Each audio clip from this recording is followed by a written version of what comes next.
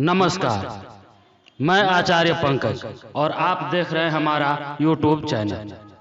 ज्योतिष ज्ञान के हमारे वीडियो श्रृंखला में आपने अभी तक पंचांग प्रकरण के अंतर्गत दिन, तिथि, नक्षत्र, योग, करण तथा ग्रहों एवं राशियों से संबंधित विशिष्ट जानकारी को प्राप्त किया। अब हम आपके लिए ज्योतिष के 6 अंगों में प्रमुख मुहूर्त प्रकरण को लेकर आए हैं। इस क्रम में हम सर्वप्रथम जानेंगे कि मुहूर्त क्या है। हमारी सनातन संस्कृति में मुहूर्त को समय के माप की इकाई के तौर पर जाना जाता है। इस समय की माप या किसी भी शुभ कार्य को प्रारंभ करने के लिए चिंतन कर उचित समय का निर्धारण मुहूर्त या शुभ घड़ी कहलाता है।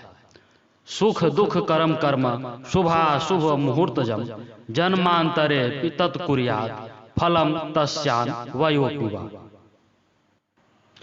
ज्योतिष शास्त्र में शुभ कार्य करने के लिए आवश्यक समय के गुण दोष और उसकी उत्तमता का वैचारिक तौर पर चिंतन कर उत्तम समय का प्रतिपादन करना ही मुहूर्त कहलाता है।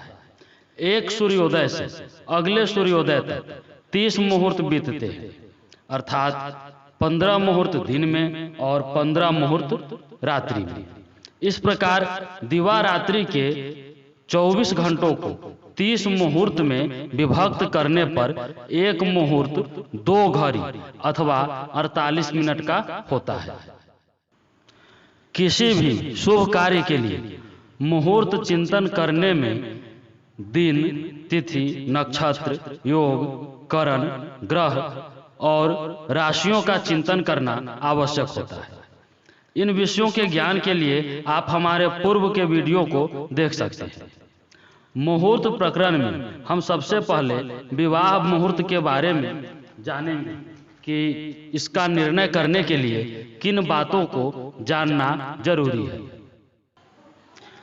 विवाह के लिए उत्तम मुहूर्त की क्यों आवश्यकता होती है तथा उत्तम मुहूर्त में ही क्यों विवाह कार्य संपन्न करना चाहिए, इस विषय पर हमारे प्राचीन आचार्यों ने अपना विचार कुछ इस तरह प्रकट किया है।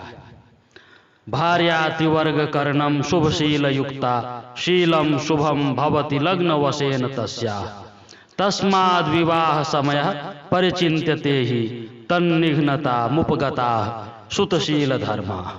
अर्थात उत्तम और सुंदर विचारों वाली, शिष्टाचार और सदाचरण युक्त स्त्री ही धर्म, अर्थ और काम को देने वाली होती है।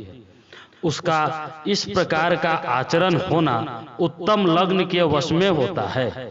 इसलिए विवाह समय में इस उत्तम लग्न या उत्तम विवाह मुहूर्त का विचार अवश्य करना चाहिए, क्योंकि पुत्र, स्वभाव, आचरण और धर्म ये सब विवाह समय या मुहूर्त के ही अधीन होते हैं। अब हम विवाह के लिए उत्तम मुहूर्त का चिंतन करने की विधि के बारे में बताते हैं।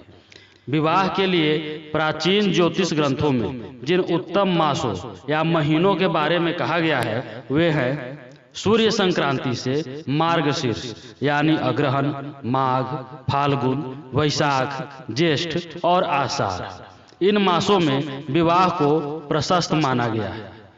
तिथियों में प्रतिपदा, द्वितीया, तृतीया, पंचमी, षष्ठी, सप्तमी, अष्टमी, दशमी, एकादशी, द्वादशी, त्रयोदशी और पूर्णिमा, इन तिथियों में विवाह काल को श्रेष्ठ कहा गया है।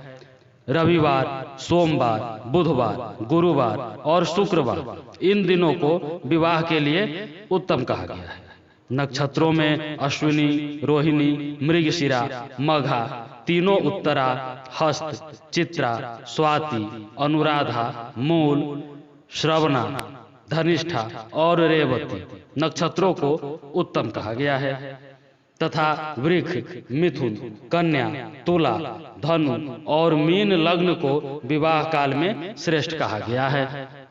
वर और कन्या की जन्म राशि से गोचर में प्रथम, चतुर्थ, पंचम, सप्तम, नवम और दसम भावों में शुभ ग्रहों का संचार विवाह काल में शुभ कहा गया है।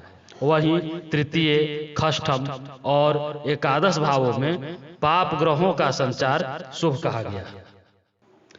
गुरु और शुक्र ग्रहों के बारे में कहा गया है कि विवाह काल में वर या कन्या किसी एक की भी जन्म राशि से गोचर में प्रथम, चतुर्थ, पंचम, सप्तम, नवम या दसम भाव में इन दोनों श्रेष्ठ ग्रहों में से कोई एक भी स्थित हो तो समस्त अरिष्टों और दोषों का नाश कर नव दंपति के गार्हस्थ जीवन को उत्तमता प्रदान करता है।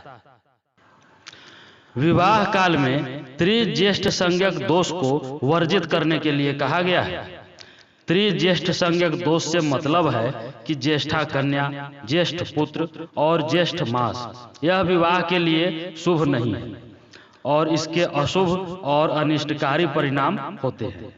अतः इन तीनों का विवाह काल में निषेध किया गया है।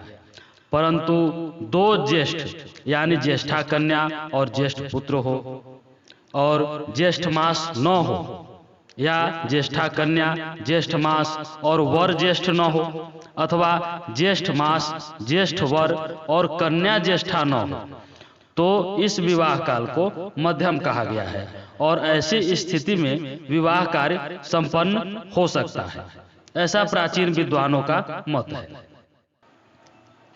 त्रिज्येष्ठ संज्ञक दोष परिहार में एक अन्य मत भी प्राप्त होता है कि ज्येष्ठा कन्या, ज्येष्ठ वर और ज्येष्ठ मास में यदि विवाह करना अति आवश्यक हो तो कृतिका के सूर्य का त्याग कर विवाह करना शुभ कारक होता है। कृतिका के सूर्य से अभिप्राय है कि सूर्य एक नक्षत्र में 15 दिनों तक संचार करते हैं।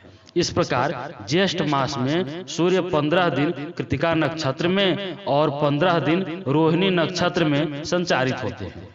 जब ज्येष्ठ मास में सूर्य 15 दिनों के लिए रोहिणी नक्षत्र में संचार करते हैं तब ज्येष्ठा कन्या और ज्येष्ठ वर के विवाह को शुभ माना गया है।